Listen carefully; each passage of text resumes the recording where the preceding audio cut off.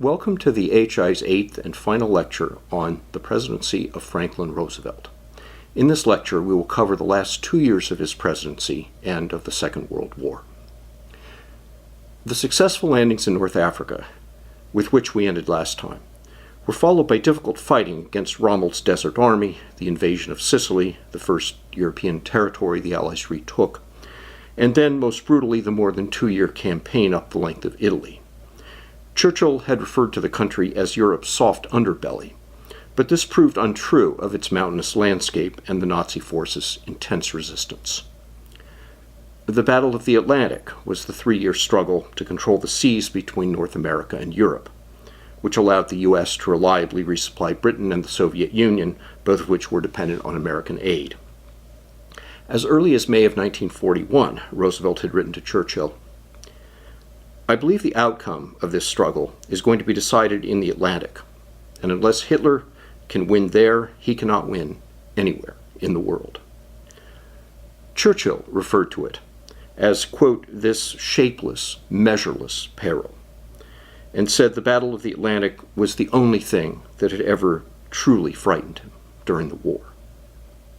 The defeat of the German U-boat attacks on Allied shipping by 1943 meant that both Britain and the Soviet Union could receive U.S. and Canadian aid largely unimpeded, in contrast to the enormous losses the Allied merchant shipping had suffered earlier in the war. Meanwhile, in the Pacific theater, the Great Battle of Midway in mid-1942 had made it nearly impossible for Japan to move further into the Southwest Pacific as plans for the invasion of New Caledonia, Fiji, and New Zealand were shelved. There was no longer a threat to Pearl Harbor or the American mainland, as there would have been had Japan been able to move forward with plans to cut Allied supply lines to Australia and the South Pacific. This in turn might have caused irresistible political pressure on Roosevelt to de-emphasize European combat and combat preparations in favor of the Pacific theater.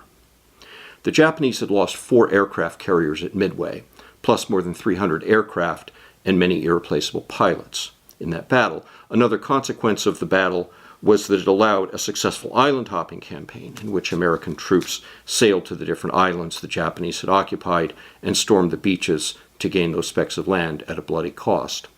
The closer to Japan they got, the easier it was to bomb it. Now, let's take a few minutes to discuss what was happening at home before returning to the war itself. One of the most controversial aspects of Roosevelt's conduct of the war is the Japanese internment. Japanese Americans were highly concentrated on the West Coast, and there was widespread concern about the security of the aircraft factories and shipyards in that region. A history of racism against Japanese Americans also increased the suspicions on the West Coast that Japanese couldn't be trusted to be loyal to the United States. Another unfortunate factor was what might be called the total war mentality. Thousands of non-citizens from Japan, Germany, and Italy had been arrested within days after Pearl Harbor on the president's orders, in some cases even before Congress had declared war. And this was another example of the total war mentality, which became widespread in the 20th century. Doing not only whatever it would take to win, but anything that might possibly help to win. In February 1942, when the internment decision was made with the president's permission, and he then signed an executive order putting it into effect, the Japanese were still advancing across the southern Pacific with little opposition.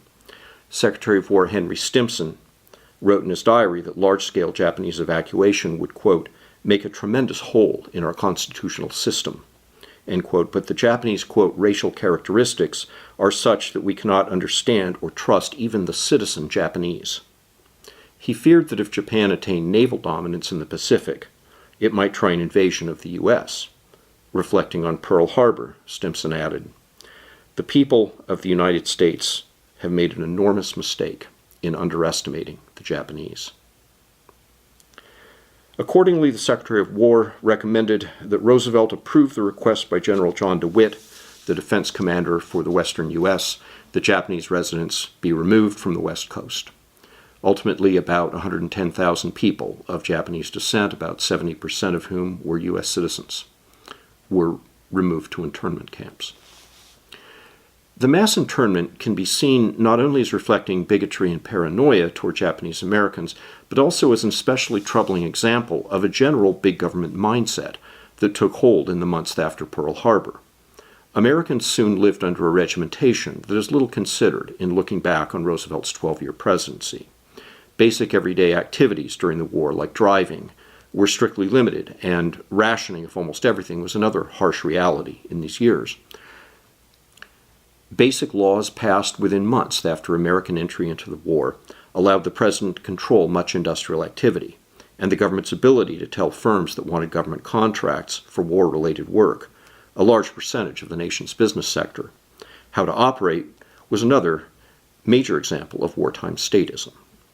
Businesses and citizens often felt greatly imposed on by government, leading to much greater discomfort than the later narrative of overwhelming domestic unity during these years suggests.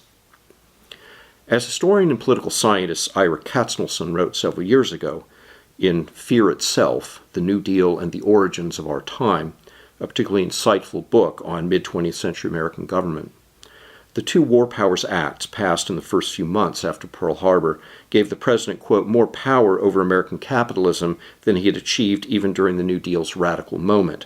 The December 1941 law conferred authority to modify existing government contracts, speed up production without competitive bidding, seize foreign property for use in the war, and regulate all trade, credit, and economic transactions with other countries. The March 1942 law granted the president even more far-reaching discretionary power to control the nation's economy. Its provisions gave him the means to allocate resources for defense purposes, quote, in such manner, upon such conditions, and to such extent as he shall deem necessary in the public interest. These authorizations included the ability to seize immediately land and personal property for war purposes, set prices for government purchases, impose priorities on production and on the delivery of goods and services, violate prior contracts, and control all forms of transportation. Above all, the act furnished the president with what one writer has called tremendous, effectively unrestrained power over resource allocation, including a provision that he could allocate any materials and direct any facility to produce for defense or export, quote, as he shall deem necessary or appropriate in the public interest, and to promote national defense. What all of this translated into, in practical terms, was extreme power for an agency called the War Production Board. There's also a National War Labor Board created by presidential executive order, which could enforce its preferred settlements in the event of labor disputes, and the Office of Price Administration established by Congress to prevent, quote, abnormal price increases and eliminate profiteering, hoarding, and speculation. Just as there were local draft boards throughout America, there were also 8,000 boards throughout the country which functioned as local versions of the Office of Price Administration, policing its pricing policies.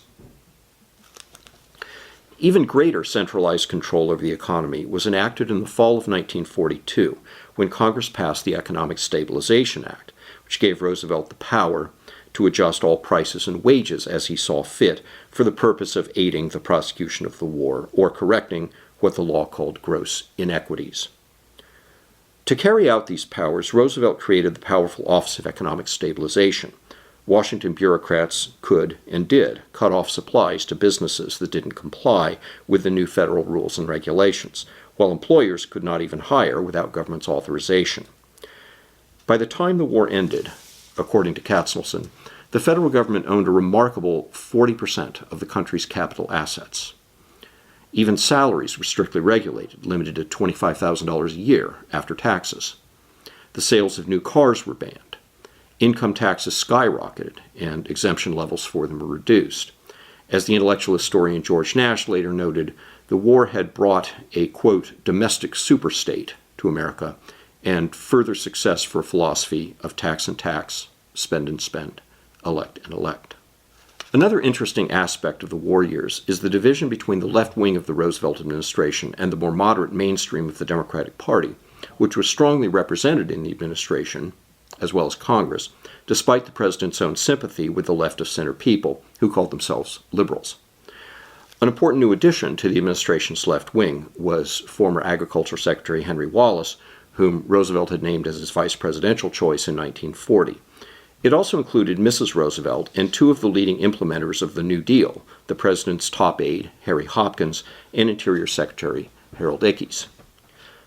One major concern for the self-described liberals close to FDR was that America developed the greatest possible friendship for its ally of convenience, the Soviet Union. Another of their major concerns was civil rights for African Americans, about which a little, but ultimately not much, was done during the war. Another was their strong identification with unions. And yet another was the administration liberals' suspicion of the growing influence of America's corporate and financial leadership, even though such influence was inevitable if the nation was to fully mobilize its resources, as indeed it did, to win the war. In addition to the struggles within the administration, there were Roosevelt's growing difficulties with Congress. The Democrats had nearly lost their majority in the House in the 1942 midterm elections, and the Republicans also had a strong presence in the Senate. Combined with the huge representation of Southern Democrats on Capitol Hill, this created a serious problem for the president. Congressional scrutiny of certain aspects of FDR's conduct of the war was at times substantial.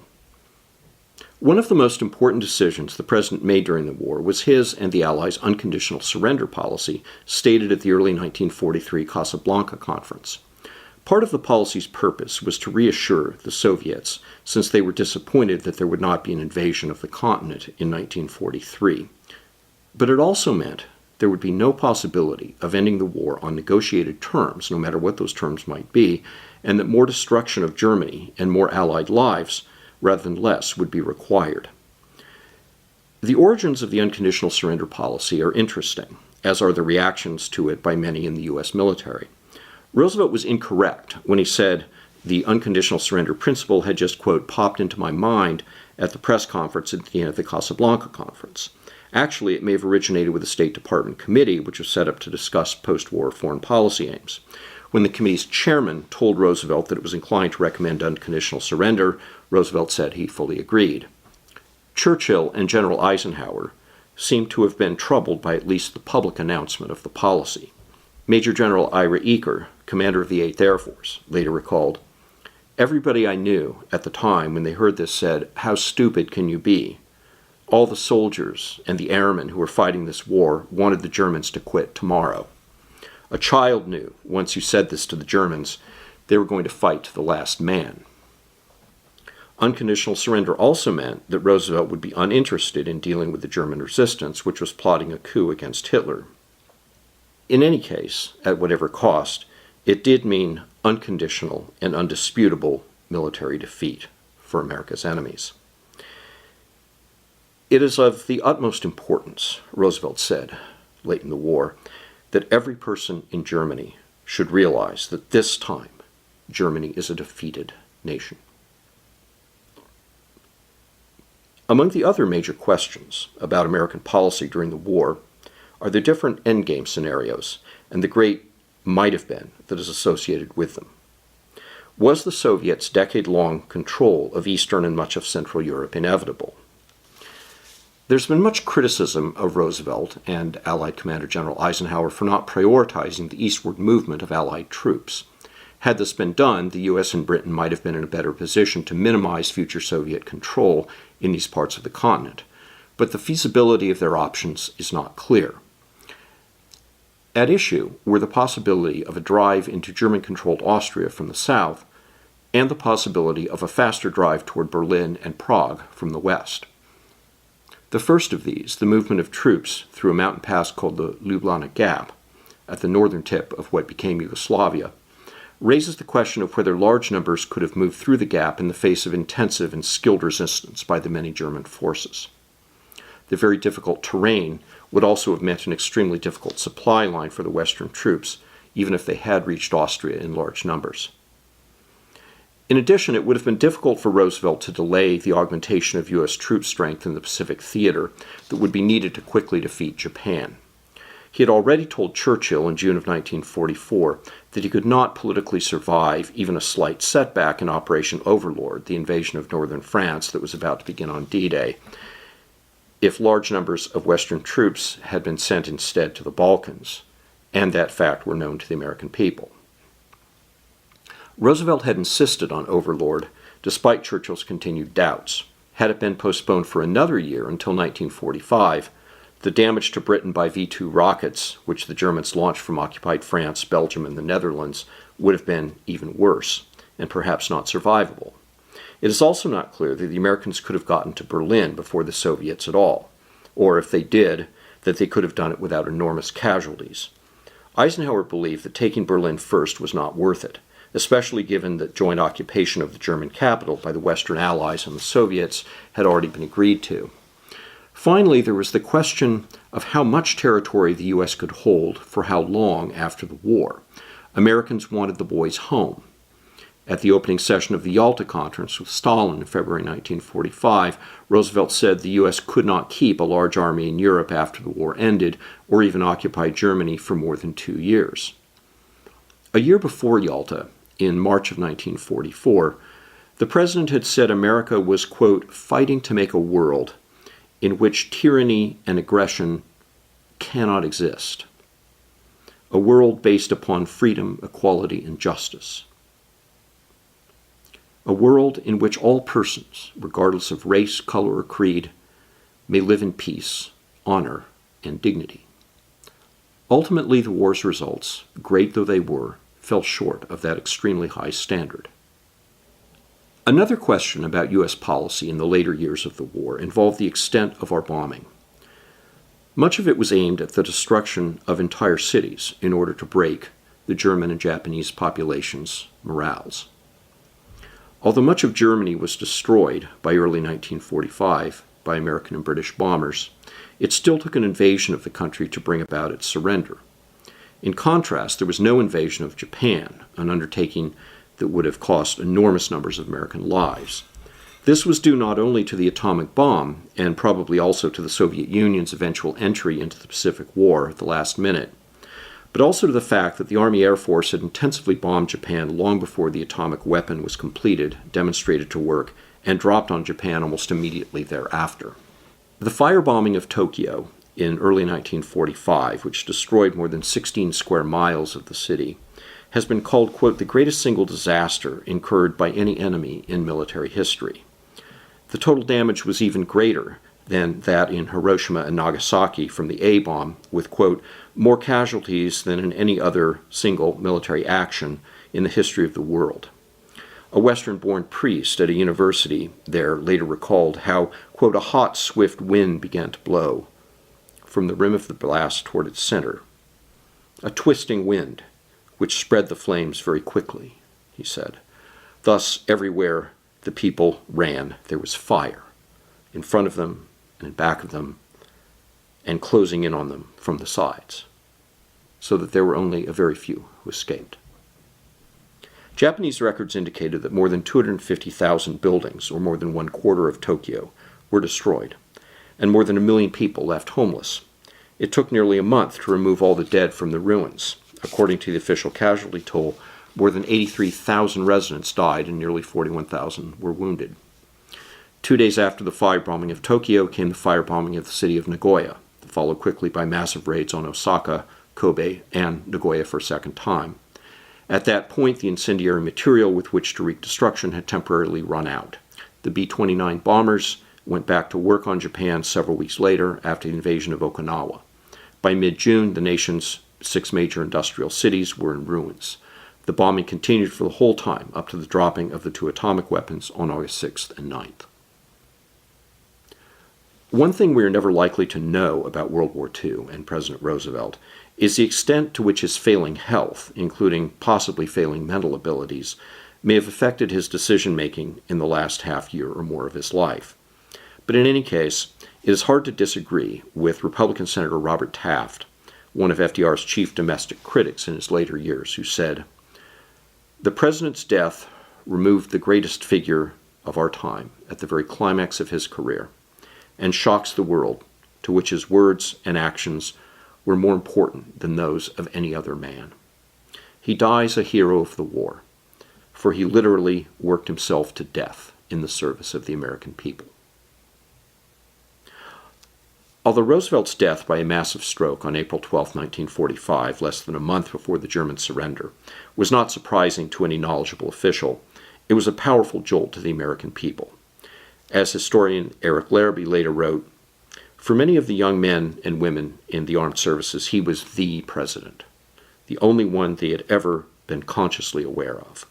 He was quite simply there, a part of their lives, and he exuded confidence, a sense of being on top of the world. The idea of anyone else being president did not naturally come to mind. That and the buoyancy, the hat brim turned up in front, the cigarette holder at a jaunty angle, made him an unbeatable politician and a reassuring commander-in-chief. It contributed to the widespread sense of deprivation and emptiness when he died. Although this is the final lecture on the Roosevelt presidency, there are a few more points to make, both on the war and on domestic policy, that will be included in some of our early lectures on Ronald Reagan. Until next time, thanks for listening.